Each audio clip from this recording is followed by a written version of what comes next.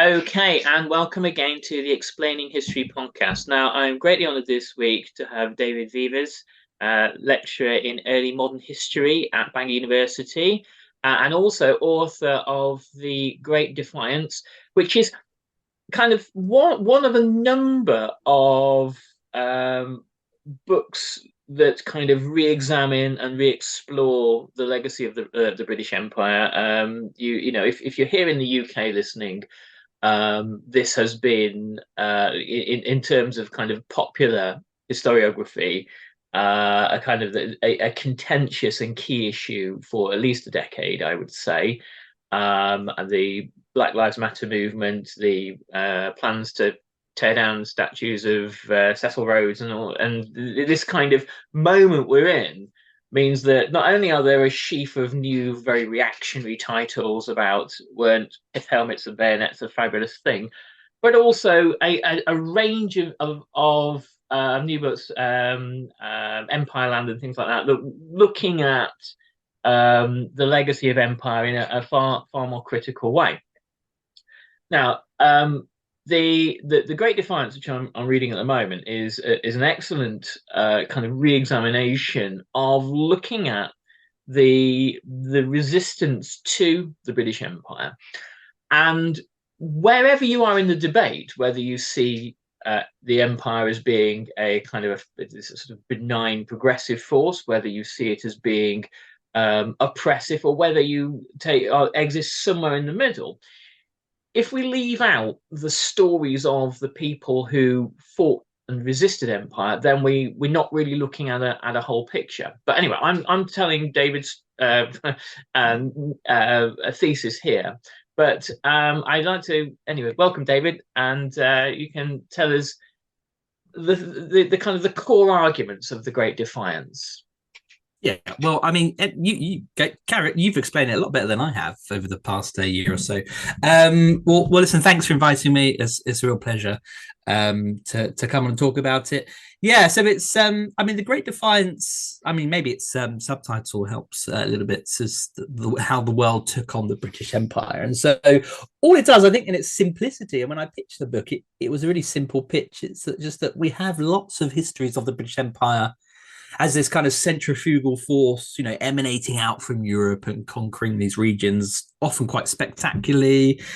Beginning in the sort of late 16th century, by the end of the 18th century, having gobbled up most, the subcontinent of India and inroads into the coasts of Africa, most of coastal North America, the Caribbean island. It's this kind of spectacular expansion, and it sounds like a story of, some books are reading a relentless rise, shifting the geopolitical landscape of the world by the end of the early modern period. And if you believe some historians, then ushering a new modernity, of which we are still feeling the effects of today. The contemporary landscape is very much a product of the British Empire in the 19th and 20th century.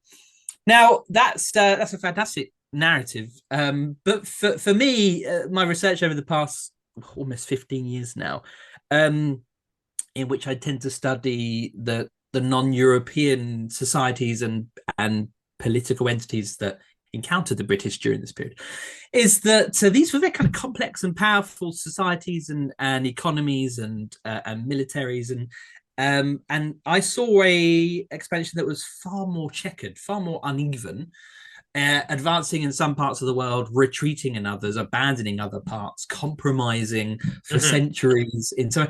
And so I thought, hold on, this is less a kind of quick, inevitable rise of British expansion. It's one that was often frustrated and had to accommodate the people it encountered in what I found quite surprising ways. And so suddenly it became a far, I think, more a richer story for having two sides. And I think that if you cast the people that the British eventually conquer, and this is just sort of the objects of British conquest, and then you strip them, you make them passive, and you strip them of and you make them reactive to British advances. And so I thought, well, what does a history look? What will a history look like that can accommodate their perspective? And suddenly you see, that some of these colonial conquests took generations to achieve, and in some cases over a century.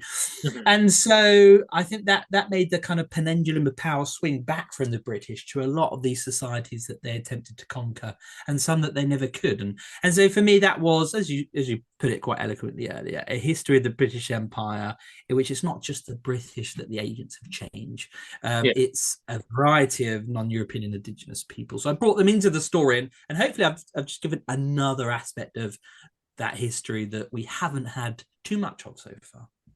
So, are there moments? I mean, if you look at perhaps Ireland or India as two examples, when you look at first English colonialism and then British colonialism in Ireland and then British colonialism in India, the thing that you get, the kind of the picture that you get of Ireland or India is the result of this kind of almost negotiated sort of encounter between colonizer and colonized.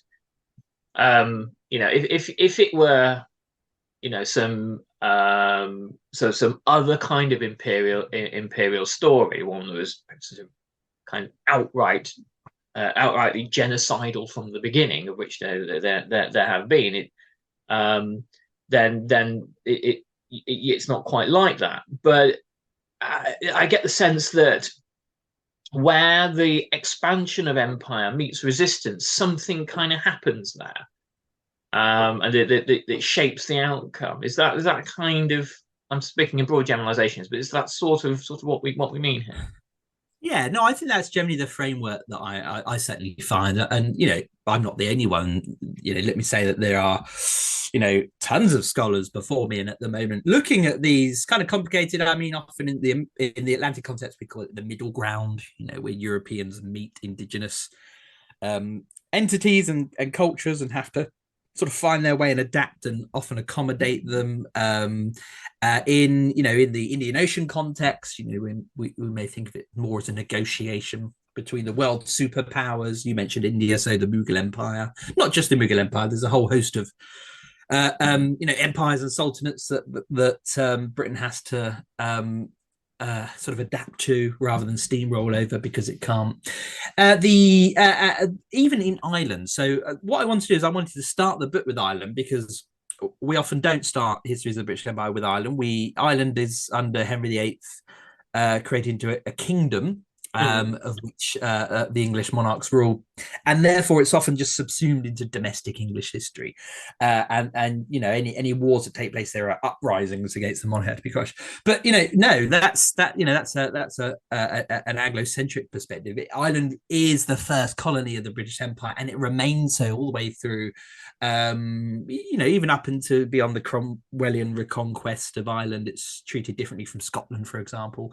And so, even there, we assume that that was a conquest centuries in the making, and going all the way back to Anglo-Norman times in the 12th century. And by the time we get to the Elizabethan conquest that we're more familiar with at the turn of the 17th century, it's really a product of the failure to steamroll over Ireland. Actually, a lot of the early colonists, when they get there, are seduced by Gaelic Irish culture, and their power bases are Anglo-Irish, not English, and and so there's an ability where the English crown, by the time of the Tudor period with Henry VII, has to essentially rule through Old English and Irish lords, and has to recruit them as allies and has to reward them with patronage. And they become so powerful, in fact, that they're quite capable of intervening in English politics. And the various rebellions against, for example, Henry VII have Irish support. So yes, before the kind of mass colonization of English and Scottish Protestants, it is very much backed up by military force and including atrocity. Still, there is an aspect of the English having to accommodate local Irish interests as much as possible. And for much of this period, it's only part of Ireland where the English runs, and for large parts of it, they're running it through networks of Irish lords and their clients. So yeah, I think that's a good way to describe it. And if you fast forward into the Stuart era, if you were to, around 1640, if you were Charles I and wishing the English had never become involved in Ireland, If you think of a kind of a counterfactual where Ireland isn't in Ireland sort of was never colonized in a 1640 scenario, quite possibly Charles I would never have experienced a civil war. There's this kind of crisis moment, and that suggests that with colonization of Ireland actually becomes almost like a kind of like a net liability to the English crown eventually. Yeah, but I don't even think we have to. And actually, that is a hypothetical I put to my students. And one of the assessments I have, I run a module on the Three Kingdoms, the War of the Three Kingdoms, and it's that without the Irish and Scottish uprisings, there would not have been an English rebellion in 1642. So I think they're important dimensions and context for that. But actually, even by the time the final independent Irish lords have been crushed at the end of the 9 Years' War, that ends in 1603, the English feel that the conquest of Ireland has become like a millstone around their necks. The Irish conquest of Ireland under the Tudors and at the beginning of the Stuart period cost more in men and money than either the war with the superpower of Spain or the intervention in the Netherlands, which much of our attention is shown. It cost £2 million. It cost perhaps up to 100,000 casualties. It's a gigantic conquest, and by the end of it, rather than converting the Irish to Protestantism, rather than them having accepted English law and custom, rather than them speaking English, in fact, what they're left with is this massive military occupation of Ireland, one that faces constant rebellion after 1603. And it's not what, and this is what my book tries to do, is that what we end up with at the end of the early modern period, and you look at these maps of the British Empire and they look impressive, there's imperial pink here and here. Actually, it's often it's a map, I think, of compromise, and it's not often what the British had hoped to achieve. It's really the result of English and later British ambition and agenda meeting indigenous or non-European power, and the result is this compromise. So you've got a 500 plus conquest of Ireland that ends in really, in some sense, failure, because no one in England wants a multi-million-pound military occupation. One that has really, by the time Elizabeth dies, brought the English state to the point of collapse, certainly by bankruptcy, and that's only avoided by extreme measures. And the fact that when James takes the throne, he becomes quite lenient and wants to settle the two. So I think that even in conquest, that there is a degree of failure through that compromise.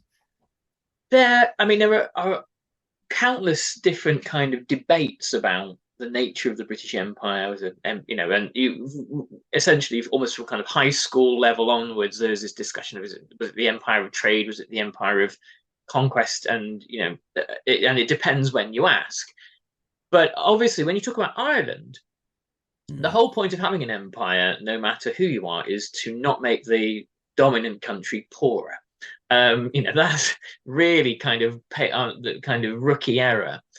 And so, did the British? Do you think was there some kind of was it some kind of learning moment? Did the British Empire seek in subsequent decades and centuries to try to do things as profitably as possible?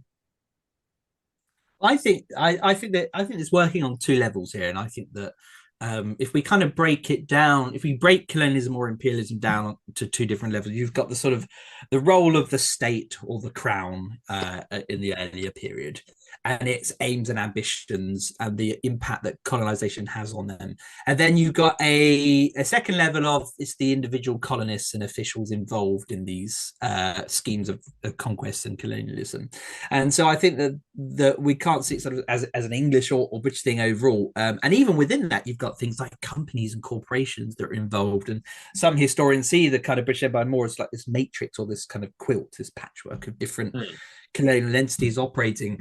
But I think that places like Ireland, the English state is certainly worse off for its conquest, and the great beneficiaries of the defeat of the Irish lords are the private colonists and colonial officials and corporations, and so while the English state is on the verge of bankruptcy, there are people like Sir Walter Raleigh who, has been able to carve out sort of millions of acres of Irish plantations that he benefits from, and he uses the wealth that he extracts from Ireland to fund further colonization schemes in North America. So the settlement of what we would call, Carolinas or Roanoke back then, and funds expeditions to discover various sources of gold in South America, and none of that pans out, of course. And there are many people that benefit privately, like the City of London, from the plantations it establishes in places like Londonderry in Northern Ireland, that are able to then use that to invest in the East India Company. And early East India Company investment draws from these various sort of plantations. Even the East India Company sets up, foundries in Ireland, and purchases Irish livestock that's confiscated from the Gaelic Irish, Catholic Irish, and is now run by Protestant settlers. So I think on the private or in terms of individual colonists, there is a lot of a benefit, and they're the main beneficiaries, and it helps to then propel the English colonization elsewhere. The English or British state rarely is the beneficiary of these conquests, and often is the loser in some respects. And you could argue, obviously, the true losers are those who are dispossessed and who are defeated. But in terms of who benefits, it's rarely the state itself, and more the individuals involved. And that perhaps reflects, how the state worked in the early modern period. The next thing I think to focus on is this idea of resistance. Obviously, the kind of the way in which we have traditionally understood the British Empire, the kind of the histories of the British Empire were being written in the heyday of the British Empire. There were people writing, asking questions like, how did things work out so well, and what is it that's so special about the people on this little island? And I guess, is it fair to say that you can only really write things, histories like the Great Defiance, where we are historically now, in a post-imperial age? Or were people asking these kinds of questions? Were Victorians asking these kinds of questions?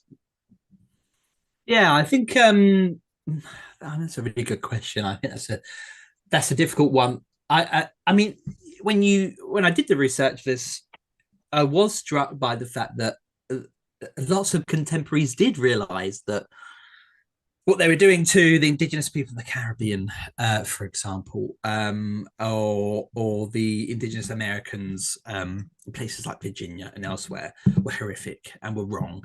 People say, you can't write a history, adopting kind of our present values. Well, things like war and pillaging and conquest and the displacement of entire communities has always been viewed as wrong. It's just when you're benefiting from it at the time, you attempt to justify it, and that's what a lot of European countries did, engaging in the trading and slave people and the dispossession of indigenous people. They attempt to justify it, and you build an entire sort of imperial ideology. Eventually, in Britain's example, the white man's burden. And so, but there are dissenting voices that you find in quite surprising and unexpected ways. But what you don't get, because it doesn't fit the mainstream kind of ideology or narrative at that point, you don't get kind of complete histories. Rarely get complete histories that can provide you with a kind of comprehensive understanding of the empire that are critical in that period. So where you can find individual dissenting voices and criticisms of colonialism, contemporary, at the time it's happening, rarely the histories that are being sponsored, approved, and written are. So I think to get a more comprehensive narrative or analysis of the expansion of the British Empire, you do have to wait. This is what post-colonial scholarship has done. This is what decolonizing scholarship is doing. It's removing us as far as possible from that framework, that cultural, literary framework that has ensured that most of the histories we write about the British Empire are sympathetic because they are Eurocentric or Anglocentric. And I think that in this global age, especially of academia, it's a real global discipline. We can, draw on the perspectives and the findings of colleagues in the global south, colleagues of color.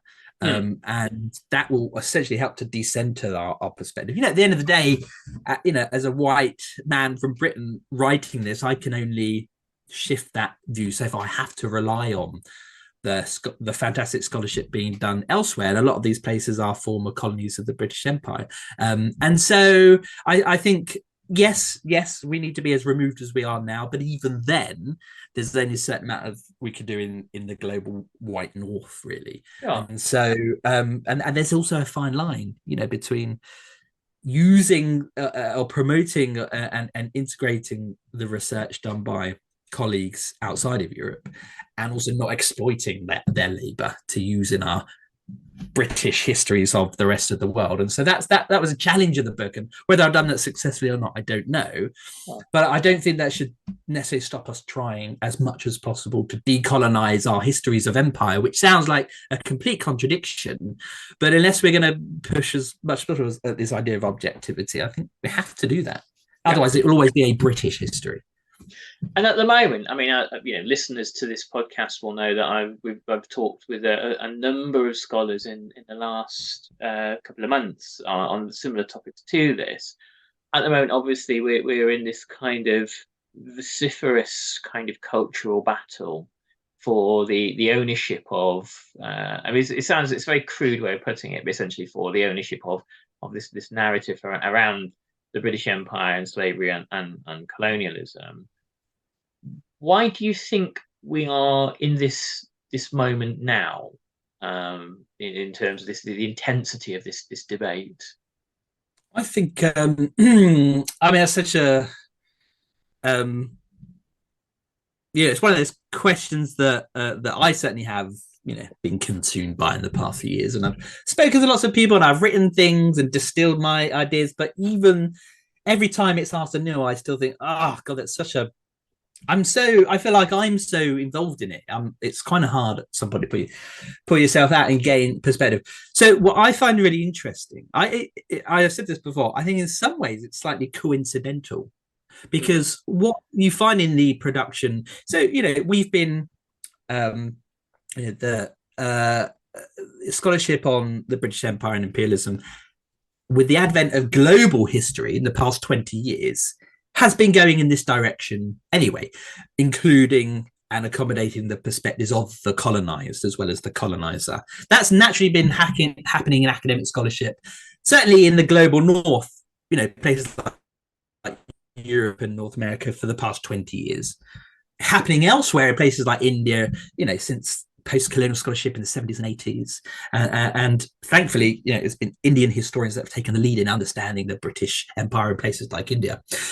Now, what always happens is there's a lag between what academics are doing in their little silos and campuses for that to filter out into more popular, accessible histories. And I think one of the interesting things that's happening at the moment is more academics are moving into publishing popular histories, narrative histories for not just university presses where maybe 100 students and academics will read a book, but where thousands will then go to Waterstones and be able to access academic research. That's what I try to do. And so there's a kind of natural lag. So what you find with new histories of the British Empire, or revisionist as you might call them, which I hope my own is, which other historians, Charlotte Riley's fantastic book it's coming out at the moment. Satnam Sangira's done a great book, Empire Land, that's kind of trying to acknowledge that that we are still living in this kind of age of empire in which much of our understanding is shaped by the superiority of Europe and the legacy of the British Empire, and histories of empire as well, which try and acknowledge that and try and rewrite it.